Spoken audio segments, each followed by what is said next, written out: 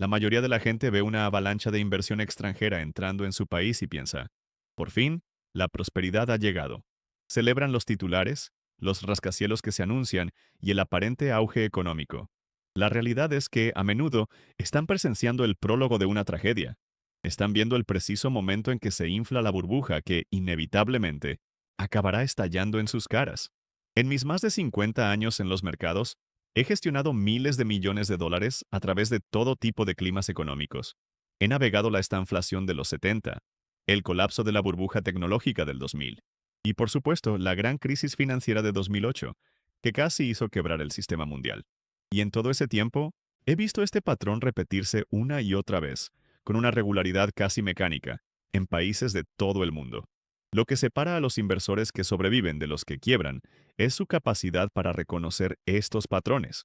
El error fundamental, el que comete el 99% de la gente, es celebrar la llegada de capital sin comprender su naturaleza. Confunden el combustible con el motor. El dinero es solo combustible. No crea el motor. Si viertes la mejor gasolina del mundo en un motor roto y oxidado, no obtendrás un coche de carreras. Obtendrás un incendio. La creencia popular es que el capital es inherentemente bueno, que siempre es productivo, que construye fábricas, financia innovación y crea empleos estables. La realidad es mucho más cruda. El capital es un amplificador.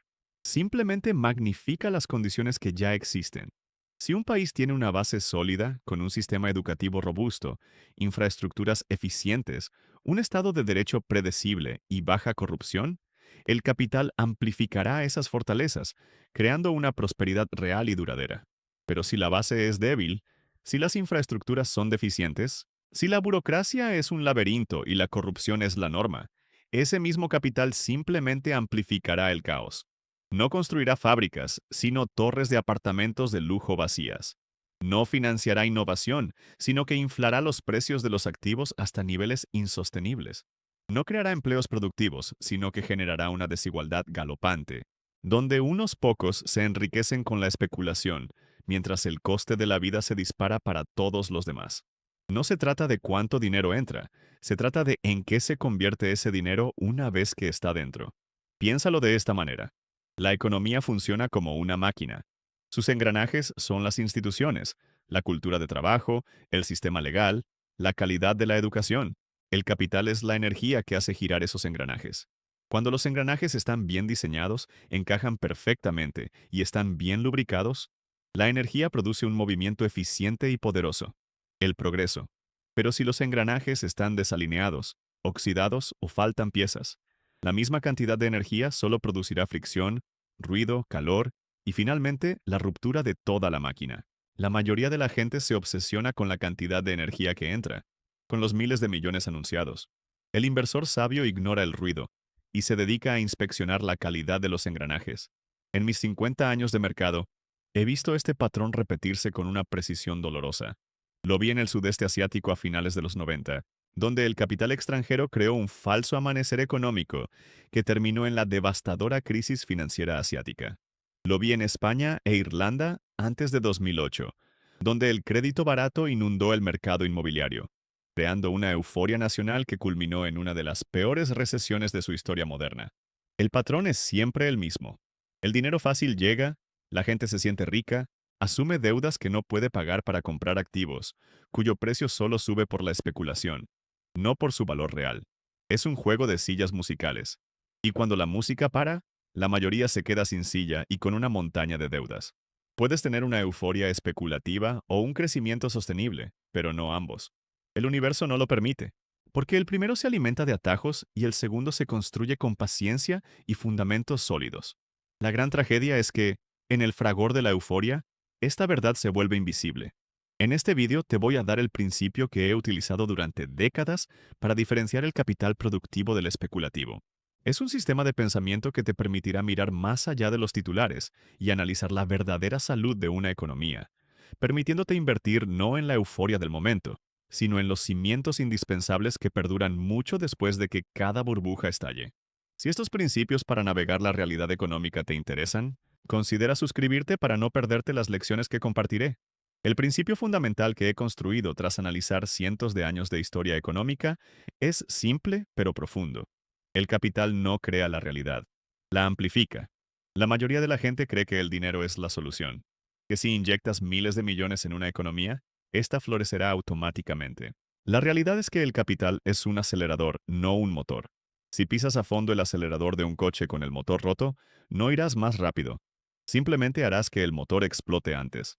Para entender esto, debemos pensar en la economía de un país como una máquina compleja.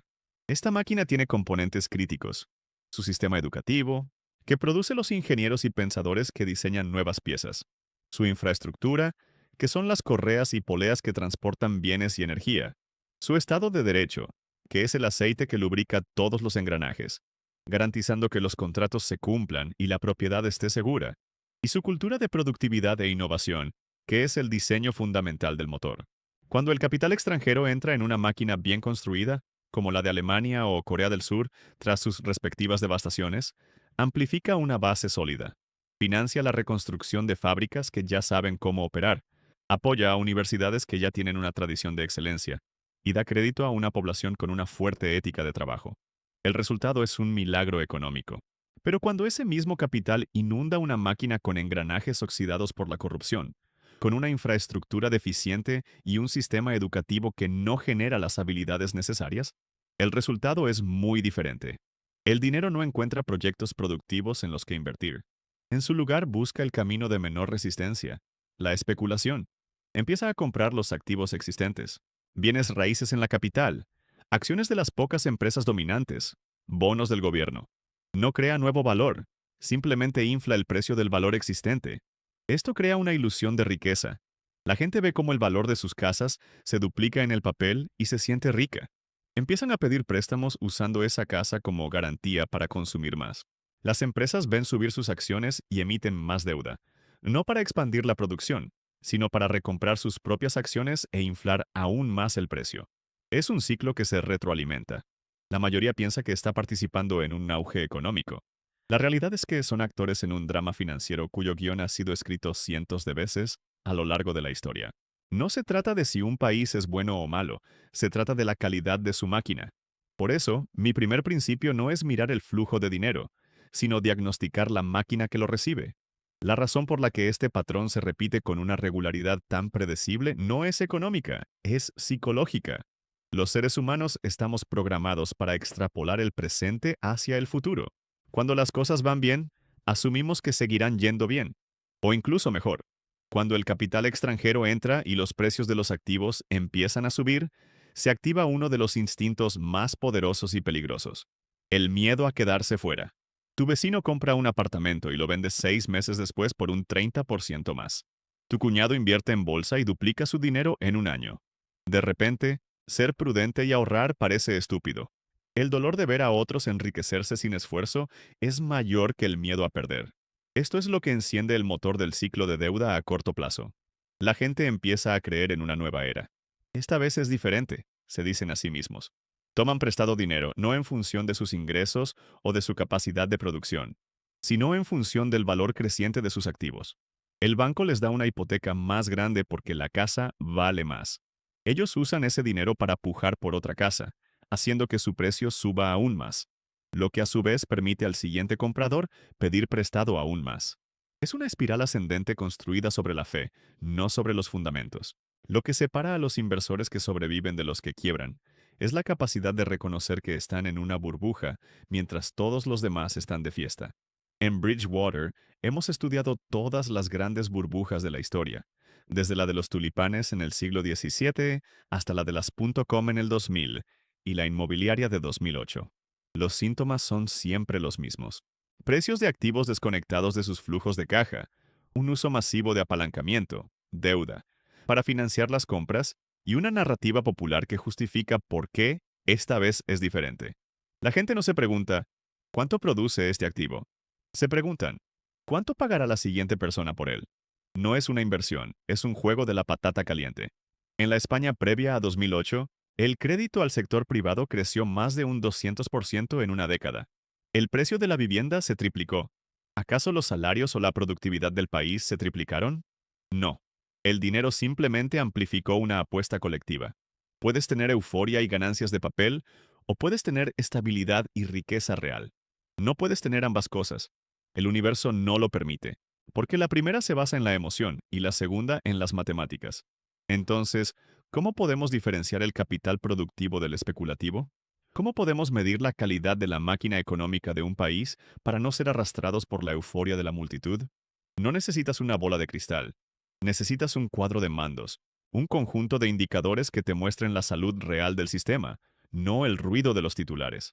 He utilizado este marco durante décadas para navegar crisis y booms, y se basa en principios atemporales. El primer indicador que debes mirar es la balanza por cuenta corriente. Es un concepto que suena complejo, pero es simple. Un país está pidiendo prestado al resto del mundo para financiar el consumo, comprar televisores, coches y vacaciones, o para financiar la inversión, construir fábricas, puertos y redes de fibra óptica. Si es para consumo, es una señal de alarma gigante. Es como una familia que usa la tarjeta de crédito para pagar la compra semanal. Es insostenible. Si es para inversión productiva, es una señal saludable. El segundo indicador es el crecimiento de la productividad. El PIB puede crecer porque más gente trabaja o porque la gente trabaja más horas. Eso tiene un límite. El único camino hacia la riqueza sostenible a largo plazo es que cada hora de trabajo produzca más valor. ¿Está el país invirtiendo en tecnología, educación y procesos eficientes que hagan a sus trabajadores más productivos? Si el PIB crece pero la productividad está estancada, el crecimiento es un espejismo financiado con deuda. El tercer indicador es la relación entre la deuda y los ingresos. Observa tanto la deuda pública como la privada. Si la deuda está creciendo mucho más rápido que los ingresos que se necesitan para pagarla, estás viendo cómo se estira una goma elástica. Sabes que tarde o temprano se romperá. En Estados Unidos, antes de 2008, la deuda de los hogares alcanzó el 130% de la renta disponible. Era una catástrofe matemática esperando a suceder. El cuarto y último indicador clave es el precio de los activos en relación con los fundamentales. Por ejemplo, ¿cuál es el precio de la vivienda en comparación con los alquileres o los salarios medios? Si la gente necesita 20 años de su salario íntegro para comprar una casa promedio, es evidente que los precios no están anclados en la realidad económica, sino en la especulación. La mayoría de la gente se centra en las rentabilidades pasadas. La realidad es que las rentabilidades pasadas no garantizan nada. Lo que importa son estas métricas subyacentes. No se trata de predecir el momento exacto en que estallará la burbuja, eso es imposible. Se trata de entender el nivel de riesgo que estás asumiendo. Se trata de construir un portafolio que no dependa de que la fiesta continúe para siempre. Es el principio de la diversificación radical y el equilibrio de riesgos. Es entender que la historia rima y que las leyes de la gravedad financiera, al igual que las físicas, nunca se derogan. Entonces, ¿cómo se traduce esta comprensión de la máquina económica en una estrategia de inversión práctica y robusta? ¿Cómo te proteges cuando ves que la euforia se apodera de tu propio país? Cuando todos a tu alrededor están celebrando una prosperidad que tú reconoces como una peligrosa burbuja? La respuesta no está en intentar predecir el día exacto en que estallará. Eso es un juego de tontos. He gestionado miles de millones a través de múltiples crisis y he aprendido que la predicción del timing es la vanidad más costosa en los mercados. No se trata de predecir la lluvia, se trata de construir un arca. La estrategia fundamental que he desarrollado y utilizado durante décadas, la que protege a Bridgewater sin importar lo que haga la economía, se llama el portafolio para todas las estaciones, All Weather Portfolio. La mayoría de la gente piensa que invertir es elegir los activos que van a subir. La realidad es que la inversión inteligente consiste en construir una cartera que no sea destruida por lo inesperado. El portafolio para todas las estaciones no está diseñado para maximizar las ganancias en un escenario concreto, sino para generar un rendimiento aceptable y sobre todo para sobrevivir en todos los escenarios económicos posibles. Piensa en la economía como si tuviera 4 estaciones. 1. Crecimiento económico superior al esperado, inflación moderada. 2. Crecimiento económico inferior al esperado, recesión. 3. Inflación superior a la esperada. Y 4. Inflación inferior a la esperada, deflación. Tu cartera debe tener activos que se comporten bien en cada una de esas estaciones. La implementación es sorprendentemente simple en su concepto. Una versión simplificada se vería así: un 30% en acciones, que prosperan en la estación de alto crecimiento; un 40% en bonos del tesoro a largo plazo, que prosperan en recesión y deflación, cuando los bancos centrales bajan los tipos de interés; un 15% en bonos a medio plazo, que ofrecen estabilidad; un 5% en oro y un 7% 5% en una cesta diversificada de materias primas. Ambos prosperan en la estación de alta inflación, cuando el valor del dinero en efectivo se erosiona. Fíjate en el equilibrio. No es un equilibrio de capital, es un equilibrio de riesgo. Los bonos son menos volátiles que las acciones, por eso se les asigna un porcentaje mayor para equilibrar el riesgo total. Durante la burbuja inmobiliaria previa a 2008, la mayoría de la gente estaba sobreexpuesta a las acciones y al sector inmobiliario, dos activos que prosperan en la misma estación de crecimiento. Cuando llegó el invierno económico, su cartera se congeló. Un portafolio para todas las estaciones habría sufrido en su 30% de acciones, sin duda.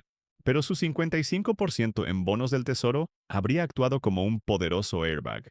Mientras la bolsa se desplomaba, los inversores huían hacia la seguridad de los bonos del gobierno, haciendo que su precio se disparara. El oro también habría subido. El resultado no habría sido una ganancia espectacular, pero sí una pérdida mínima, preservando el capital mientras otros eran aniquilados. La mayoría cree que la diversificación es tener acciones de 20 empresas diferentes en su propio país.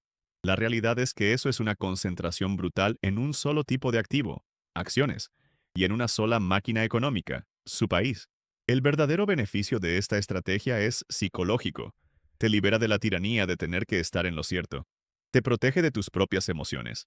La codicia que te empuja a comprar más en el pico de la burbuja y el pánico que te obliga a vender en el fondo del pánico. Es un sistema. Y los sistemas son más fiables que las emociones humanas. Puedes tener la euforia de una apuesta concentrada o la tranquilidad de una cartera equilibrada, pero no puedes tener ambas.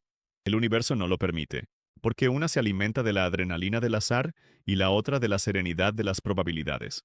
El portafolio para todas las estaciones es tu armadura fundamental, diseñada para protegerte de los cambios de ciclo a nivel global. Pero, ¿qué haces cuando el riesgo principal está concentrado en la máquina de tu propio país? La segunda estrategia, que es un complemento indispensable de la primera, es la diversificación geográfica radical. La mayoría de la gente sufre de un sesgo de familiaridad extremo.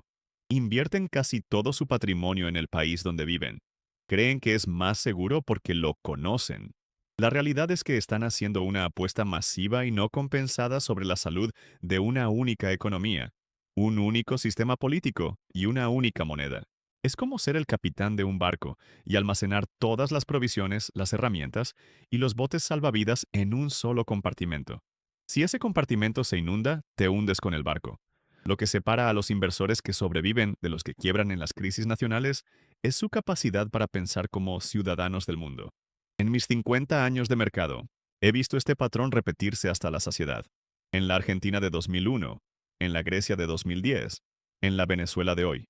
La gente que tenía el 100% de su patrimonio en activos locales, propiedades, acciones de empresas locales, bonos del gobierno local, todo denominado en la moneda local, lo perdió casi todo. No solo por el colapso de los precios de los activos, sino por el colapso de la moneda, que es un impuesto invisible y brutal sobre todos los que ahorran en ella. La implementación de esta estrategia es hoy más sencilla que nunca. Consiste en asegurarse de que una porción significativa de tu portafolio para todas las estaciones esté invertida en activos fuera de tu país y denominados en monedas fuertes y estables como el dólar estadounidense, el franco suizo o el yen japonés. Puedes hacerlo a través de fondos cotizados, ETFs, de bajo coste que replican los principales índices mundiales, como el S&P 500 de Estados Unidos o el MSCI World. Por ejemplo, un inversor en España durante la burbuja de 2007 podría haber tenido un 50% de su cartera en una estructura all-weather global, con acciones y bonos de Estados Unidos, Alemania y Japón. Cuando la economía española implosionó y el IBEX 35 perdió más de la mitad de su valor, esa parte de su cartera no solo le habría protegido, sino que probablemente habría crecido gracias a la huida de capital hacia activos de mayor calidad. No se trata de ser antipatriota, se trata de ser prudente. No se trata de apostar contra tu país, sino de no apostar todo tu futuro a que los políticos y los bancos centrales de un solo país tomarán siempre las decisiones correctas. La historia demuestra de forma concluyente que esa es una apuesta perdedora. El beneficio psicológico es inmenso. Te desvincula emocionalmente de la narrativa local. Mientras tus vecinos están atrapados en el ciclo de euforia y pánico dictado por los titulares nacionales, tú observas el panorama desde una perspectiva global, como un analista que evalúa diferentes máquinas. Puedes tener lealtad a tu país o lealtad a la preservación de tu capital. Idealmente coinciden, pero cuando no lo hacen y durante una burbuja especulativa nunca lo hacen, debes saber a quién le debes tu primera responsabilidad. Si este contenido le está resultando útil, deje su me gusta y suscríbase al canal. Ahora continuamos.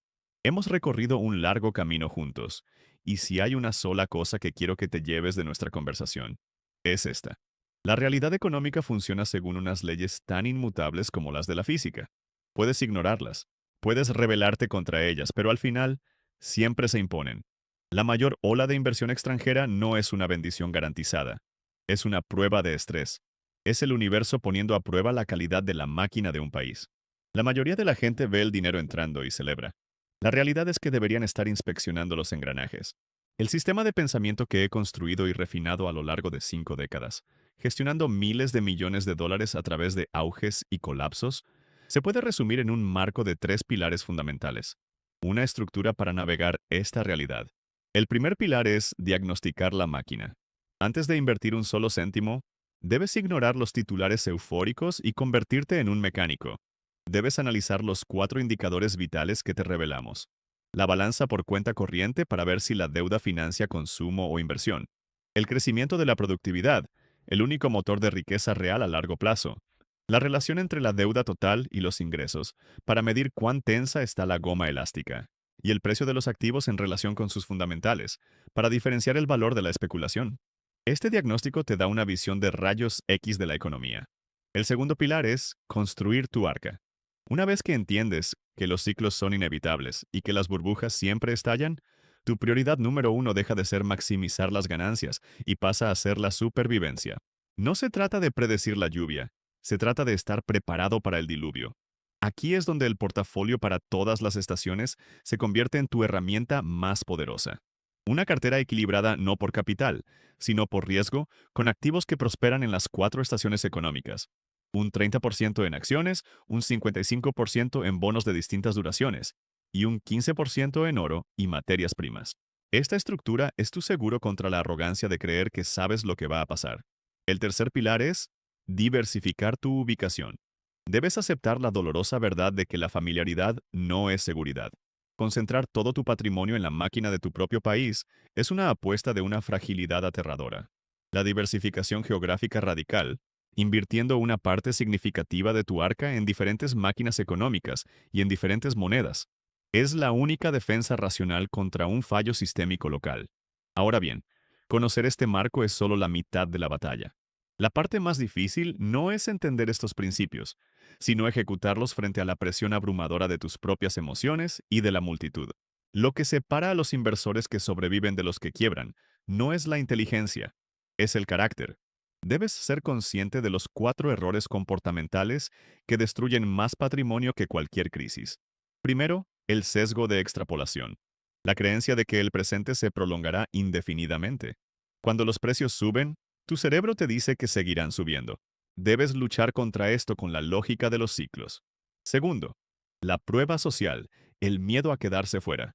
Ver a tus vecinos enriquecerse con la especulación genera un dolor psicológico casi insoportable. La mayoría de la gente sucumbe y compra en el pico. Tu arca es tu ancla emocional. Te permite ver la fiesta desde la distancia sin sentir la necesidad de unirte justo antes de que llegue la policía. Tercero, la arrogancia.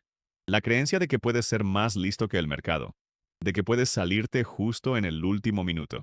En 50 años de mercado he visto a las mentes más brillantes ser humilladas por esta creencia. La humildad es el rasgo más rentable de un inversor. Cuarto, el sesgo de familiaridad. La creencia de que invertir en tu propio país es más seguro. La realidad es que es donde eres más vulnerable, porque un colapso económico local no solo destruirá tus inversiones, sino también tu empleo, el valor de tu casa y la estabilidad de tu comunidad. La mayoría piensa que el objetivo es encontrar la próxima gran inversión. La realidad es que el objetivo es construir un sistema que te proteja de ti mismo. Al final, todo esto no trata solo de dinero. Trata de la vida. Trata de la libertad. El dinero es simplemente una herramienta, un medio para un fin. Y el fin no es acumular la mayor cantidad de ceros en una cuenta bancaria. El fin es diseñar una vida con sentido. En mi libro Principios, Hablo de que las dos cosas más importantes en la vida son tener un trabajo significativo y relaciones significativas. La estabilidad financiera no es el objetivo, es la plataforma que te permite perseguir esos objetivos sin desesperación. Cuando tu futuro financiero está construido sobre la arena de la especulación, te conviertes en un esclavo de la volatilidad del mercado. Tu estado de ánimo sube y baja con los titulares. Vives en un estado de ansiedad latente, temiendo la inevitable corrección. Esta ansiedad se filtra en tu trabajo, en tus relaciones, en tu salud. Te obliga a tomar decisiones a corto plazo, a permanecer en trabajos que odias por miedo, a discutir con tu pareja por tensiones económicas. No eres libre. Por el contrario, cuando construyes tu patrimonio sobre la roca de los principios atemporales, cuando tu arca está preparada para cualquier tormenta y tu futuro no depende de la suerte de una sola máquina económica, alcanzas un tipo de riqueza mucho más profundo. La paz mental. Te liberas de la necesidad de tener razón sobre el futuro. Te liberas del ruido diario de los mercados. Puedes centrar tu energía en lo que realmente importa. Resolver problemas interesantes, construir cosas, aprender y cultivar tus relaciones con la gente que quieres.